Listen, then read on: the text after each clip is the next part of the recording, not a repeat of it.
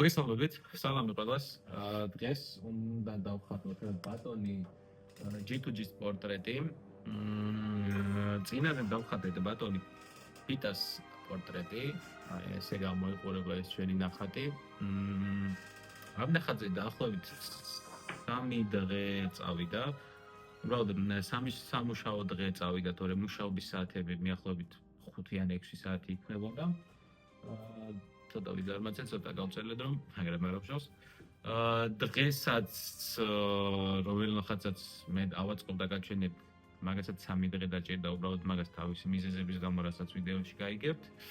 ხო, ბატონ G2G დამეხმარება რომ გავიდეთ კონტაქტი ბატონ ჰიტასთან და მივაწვდინოთ ეს ნახატი, რომელსაც ამდენი შრომა ჩავდე. იმედია ნახავს. სხვა დეტალებს რაც შეეხება, ისეთი არაფერი არ არის განსხვავებული ერთი ცუდი ამბის გარდა. ვიდეო ბოლო ნაწილში, როდესაც ნახატს ვასრულებდი, ვიდეო გაწევდა. არ ვიცი რატო როგორანაირად, მაგრამ ბოლო ნაწილი დასრულების ნაწილი არ ჩანს. პირდაპირ იქნება, ასე ვთქვათ, ასაცვლის დამუშავება და ხელის დამუშავება, ეგ არის გამოტოვებული და პირდაპირ იქნება ნაჩვენები დასრულებული ნახატი. მაგრამ ეგ არაფერი. დავარია ნახატი ნახოთ როგორი გამოვიდა. ჩემი აზრით,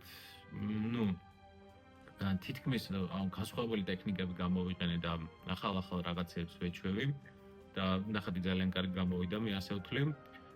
იდეალური ვერ გამოვიდოდა, რადგან მე თვითონ ჯერ სწავლის პროცესში ვარ, რაღაცებს ვიხსენებ, ადრე სისტემატურად ხატავდი და ეხლა სისტემატურად ნამდვილად დავხატავ.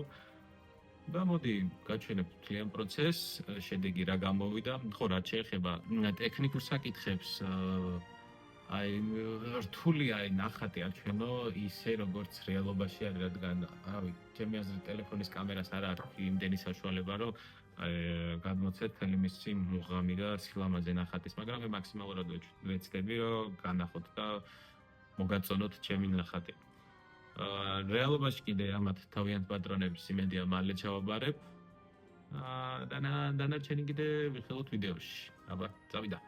წინა ვიდეოში მქონდა ასეთი პრობლემა, რადგან ეს არის ფანქრით დახატული, ფანქარი ძალიან ირეკლავს შუქს. ამიტომ გამოვიწერე ესეთი რაღაცა სამაგრებელი ლინზა. და ნახოთ როგორ წაგვადგება ის ჩვენ ხატვის პროცესში და როგორ გამოაჩენს ნახატს უკეთესად, იმიტომ რომ აშკარად ძალიან ცუდად ირეკლავს და ნახატი თითქმის არ ჩანს. ეხლა კიდე დავტესტავთ ამას, მაგრამ ჯერ გამოარი ანარეკლი უნდა ვაკონტროლო, აი ეგ აქ მარეგულირებელი და ამით ხდება სწორედ მისი კონტროლი. აბა დავაყენოთ. საერთოდ არ არის სხვაობა. და აქედან სვი არ გამართლა. არა და თითქოს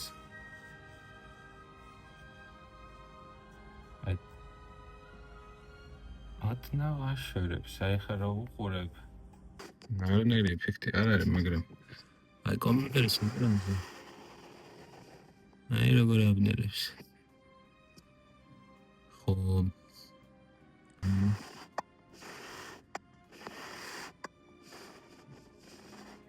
აი ამ კუთხეზე კიდე არ ავჩენს. აი თუ დააკვირდებით თმას.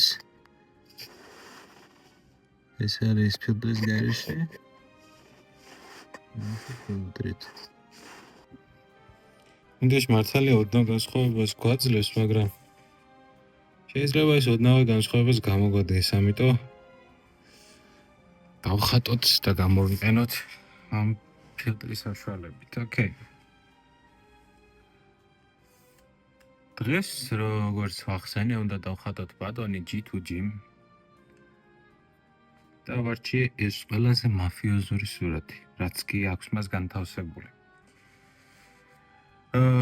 ამ სურათმა დაახლოებით, ცადე როგორც ჩანს, ნახეთ როგორი ანარეკლია. ამ სურათმა დაახლოებით 3 სამუშაო დღე წაიღო. და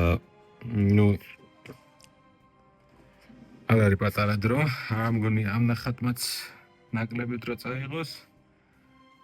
მაგრამ მოდი ვნახოთ და პროცესშივე გავიგებთ. რა და როგორ იქნება.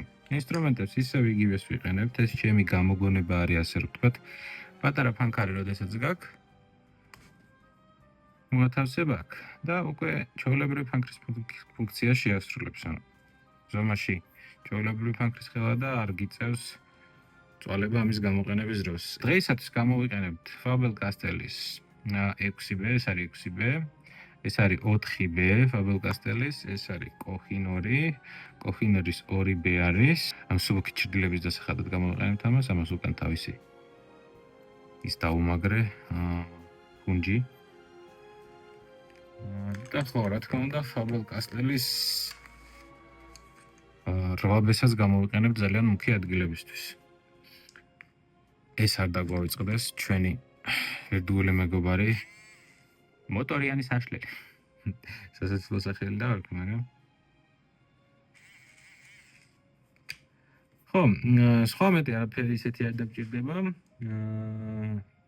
დეტალებს თუ ჩავუყებით, გჭირდება აი ასეთი საშლელი, რომელიც ფანქარს გავს. ანალიგებისთვის ძალიან კარგია. და ასევე მოქვს 10B, ეს არ ვიცი რომელი ფირმის არის. მაგრამ ძალიან მუქია სხვათა შორის და კარგია. რა თქმა უნდა, დღეს ჩვენი ბლენდერის გარეშე არ გამოვა არაფერი. ბლენდერი ჩვენი ერთგული მეგობარი, ეს აუცილებლად დაგჭირდება. სულ ეს არის და ეს, შევდგეთ ხატვას.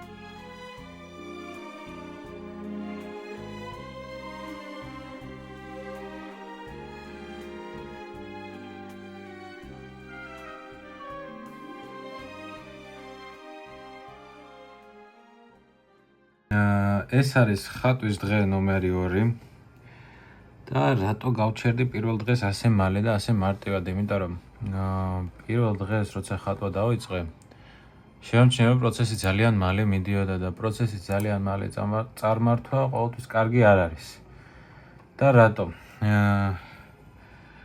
თვალი ეჩვევა იმას, რასაც ხატავ და ის მინუსები, რაც რეალურად არის, იმას ვერ აღიქვამ და გონია რომ საქმე მიდის იდეალურად.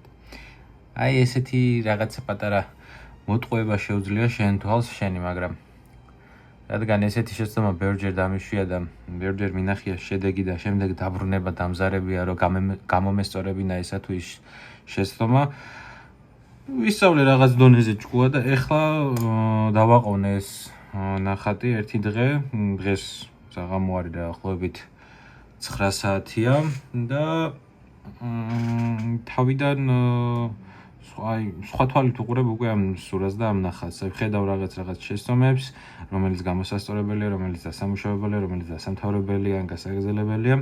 ესეთ რაღაცის გაკეთება ერთ-ერთი პატარა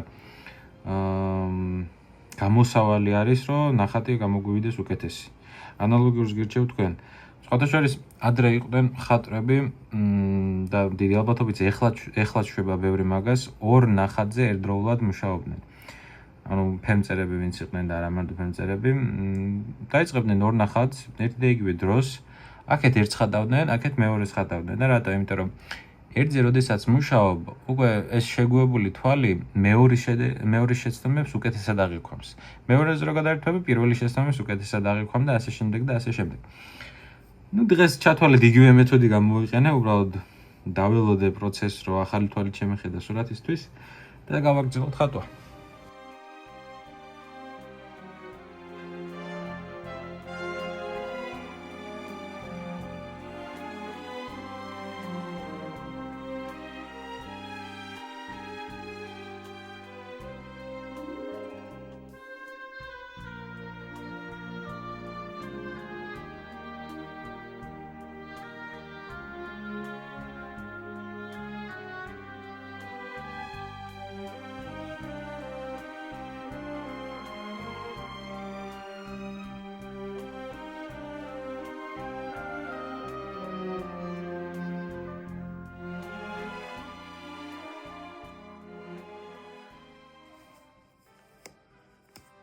ეს არის დღეს 3. რაღაც შეცდომები გამოვასწორე, რაღაცეები შევალამაზე. ეხლა დღეს გვიწევს ტანსაცმლის დამთავრება. ტანსაცმელიც საკმაოდ შრომატევადი ადგილია, რადგან საერთოდ ჯამში თუ გინდა რომ ლამაზი გამოვიდეს, ყველა დეტალი ხომ უნდა გააკეთო. ამ ყველა დეტალის გაკეთებას კიდე ბევრი დრო და ნერვები ჭირდება. და სწორედ ამ ნერვებს გამოვცდით დღეს. ზოგადად, ყველა დეტალი საჭირო არის, როდესაც ხატავ ადამიანის პორტრეტს. იმიტომ რომ არასწორი ხაზი, არასწორი ჭრდილი, არასწორი, ამონათება, რაღაცა მსგავსი რამ შეიძლება ისეთი რაღაც სისულელე შეცდომა დაუშვა, რომ ვაფშე სხვა ადამიანს ხატავ რა თითქოს. და ეგ ადამიანი საერთოდ არ არის და არ გავს. როგორც წინაზე ვახსენე, ახლა იგივე პრინციპი არის. და ამიტომ მსგავსი შეცდომები რო არ გაგვეპაროს, უნდა ვიყოთ ძალიან ზუსტები. შეძლების დაგვარა ზუსტები, ხა მე აბსოლუტურად ზუსტ შეჯერობით ვერ ხატავ, მაგრამ დროთა განმავლობაში ესეც დაიხვეწება. ეს არ არის პრობლემა. და დღეს გავაგრძელოთ ტანსაცმლის ზონის მთლიანად დასრულება და ბექგრაუნდის გალამაზება. რავი, რაღაც ჭრდილებს და ამატება, მონათებებს და ასე შემდეგ. ან შეიძლება უბრალოდ ოდნავ ბლარი დავამატო და მოუხდეს და იყოს და ეგ.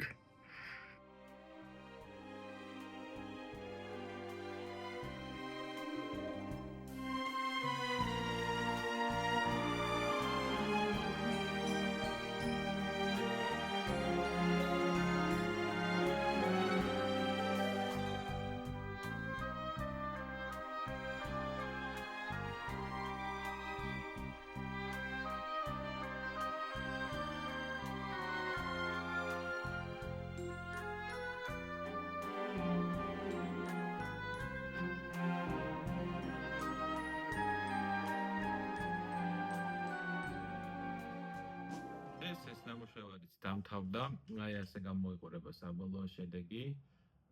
დიდი ალბათობით აქ ირეკლავს, მაგრამ ვიდეოში ჩანს უკვე როგორიც არის. და გვაქვს ორი ნამუშევარი. დაწერეთ თქვენი ფავორიტი რომელი არის ამ ორიდან, რომელს უფრო მაღალი ქულით შეაფასებდით და ნახოთ აბა როგორ მოეწონება ბატონ დავითს და ბატონ ჯიტუჯის ეს თავიანთი პორტრეტები. თქვენ კიდე დაწერეთ კომენტარებში რომელი უფრო მოგწონთ, ან შემდეგი ვისი პორტრეტი გინდათ რომ მიხილოთ. ნახვამდის.